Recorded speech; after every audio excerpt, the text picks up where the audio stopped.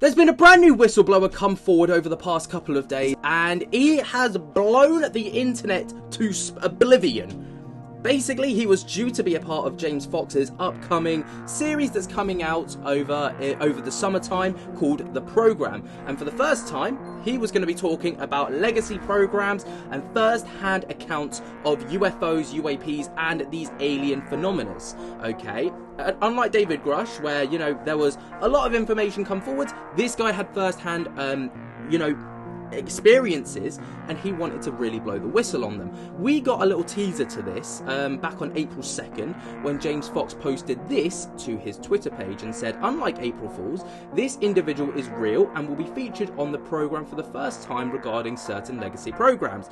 And then down on the captions you can see, provided he's given amnesty, Military X is willing to testify under oath in open congressional hearings, basically showing that this guy was going to be completely anonymous. But over the past couple of days, he's completely blown that out of the water, and we've got a name, we've got so much regarding him, and his name goes as Jason Sands. Now, over on Twitter, he's not got much of a Twitter presence whatsoever, or an online presence for that matter.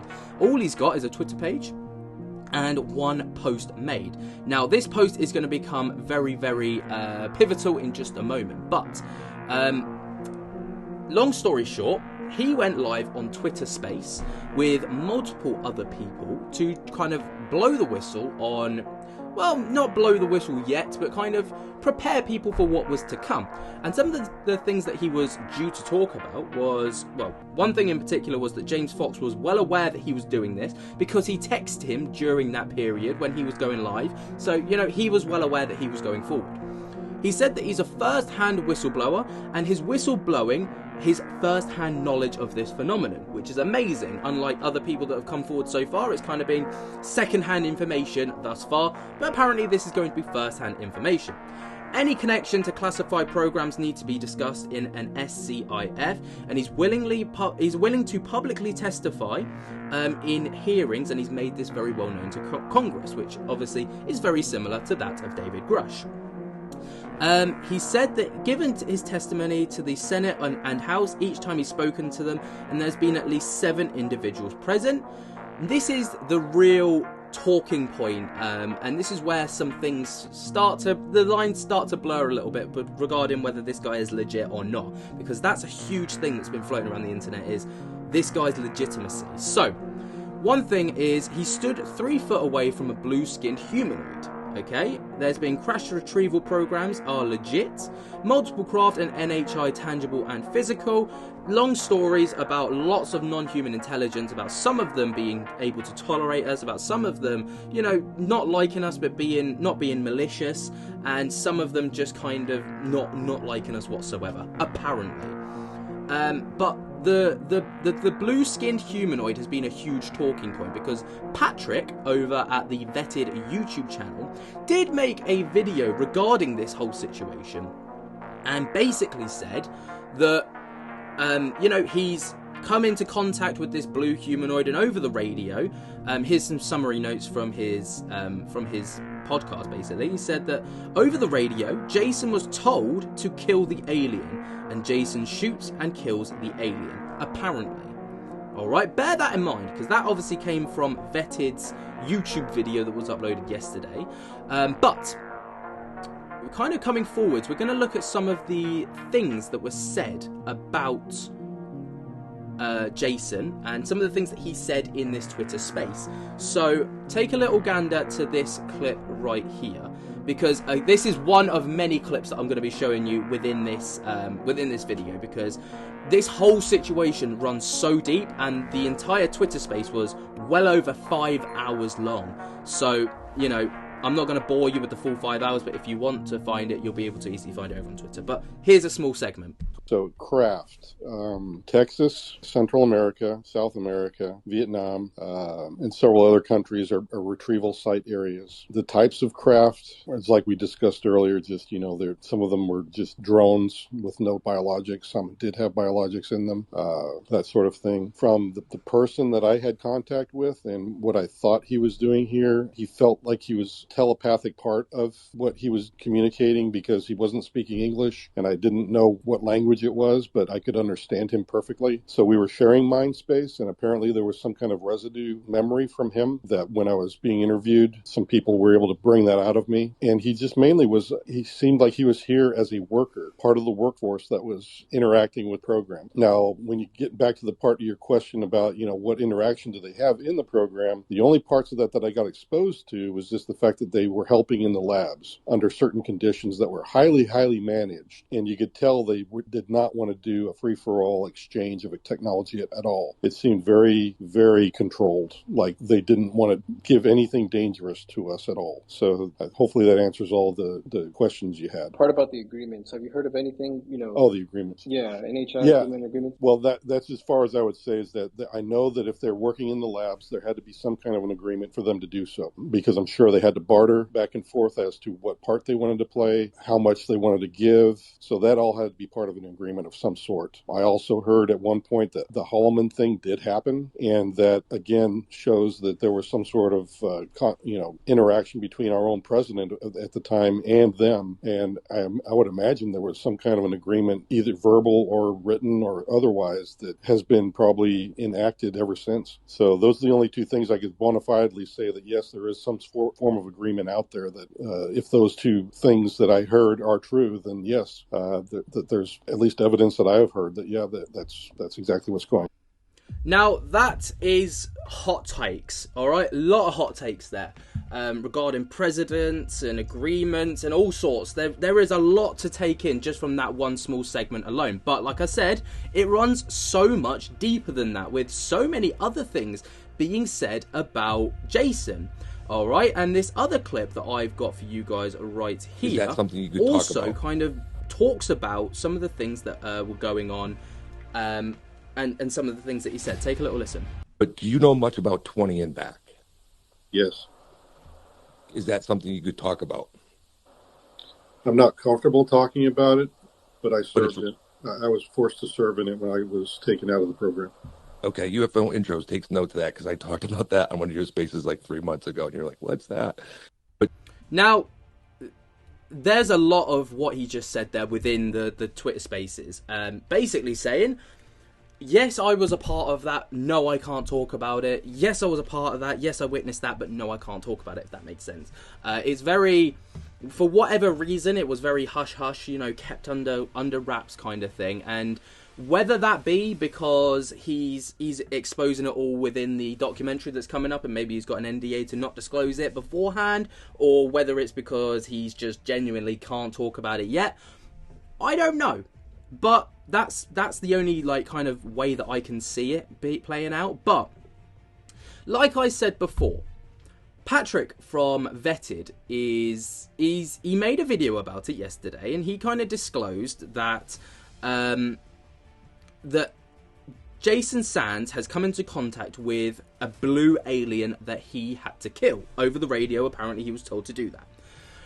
He's caught a bit of, not backlash, but backlash for it. Jason Sands has actually come out and disreputed the video, I guess, or just points that were made within the video. So, on Jason's Twitter page, he posted this image right here. It was basically his certificate of release or discharge from active duty, which he posted to add credibility to the reasons that he was, taken away from the program and the timelines and all the rest of it. Because a lot of people are asking about timelines. If you remember with David Grush, their biggest thing about it was, what's the timeline? What's his credentials? Does it match up? So can we believe this person?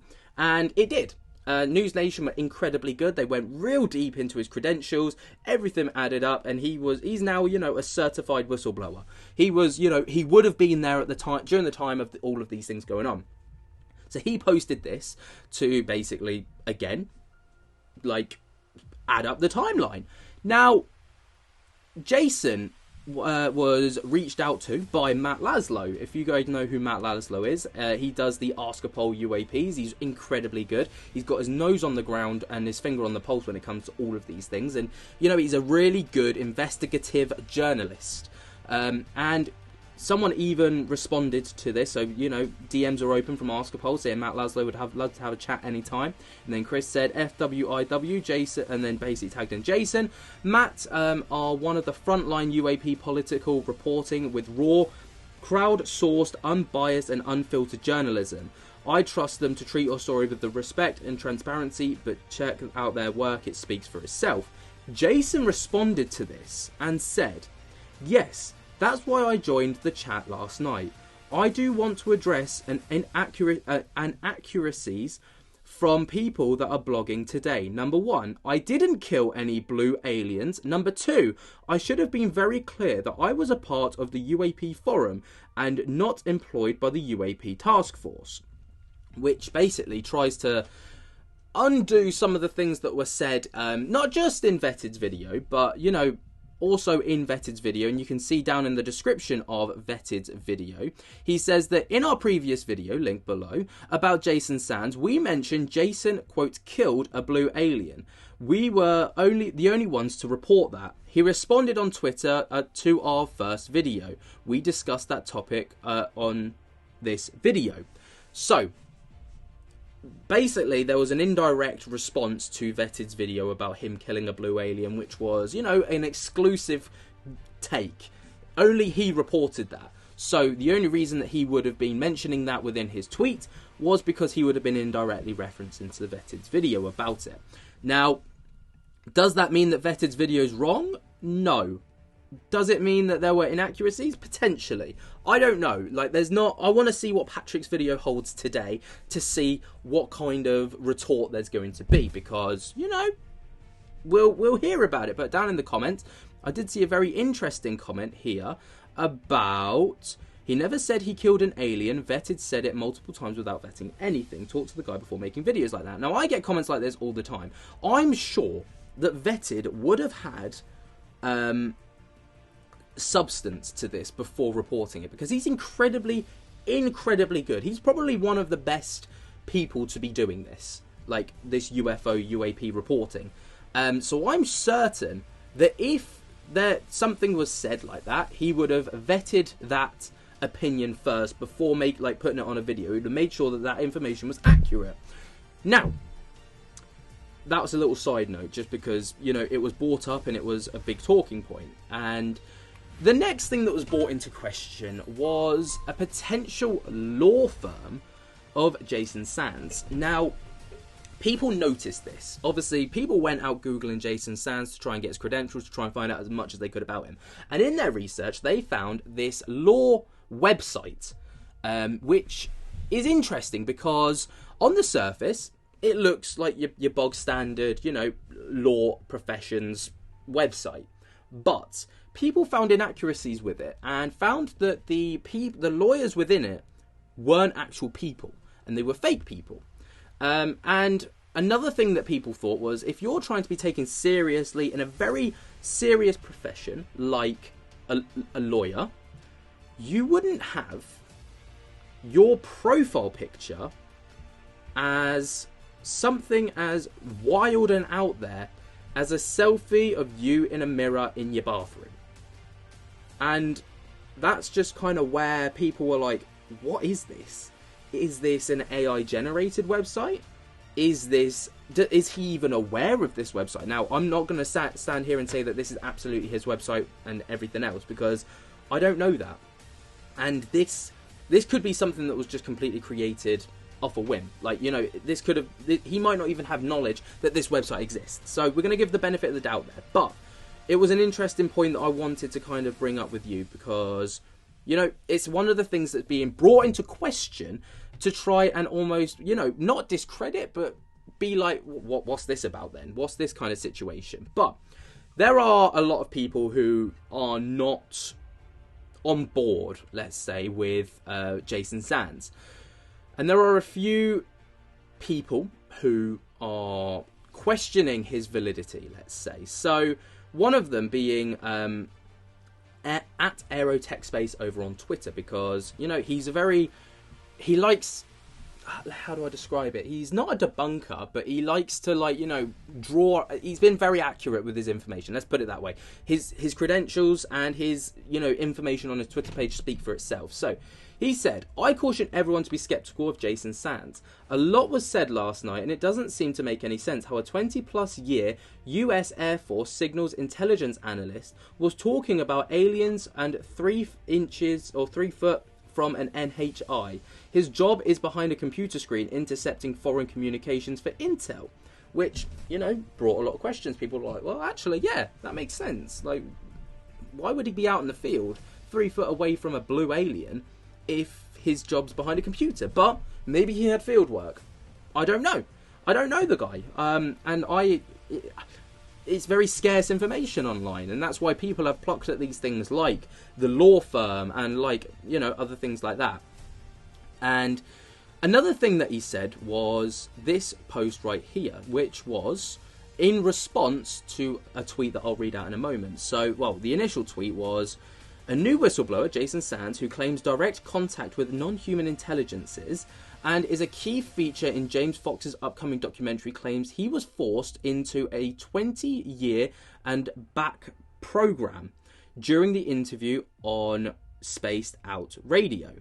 Okay? However, the 20-year and back program is an entirely fabricated program created by Corey Good, who in 2022 was literally forced to admit the whole thing was fraudulent in a recorded court deposition that is available online. This new whistleblower is claiming that he was forced into a program that was fabricated by a fraudster, UFO personality, to make money. And again, this guy, the Aero Tech Space, said, "Game over. I told everyone to be very cautious and dial back the enthusiasm when it was touted as a hero last night. Please do not delete this post. Project Unity." And again, another thing that was brought into question was his validity and his background.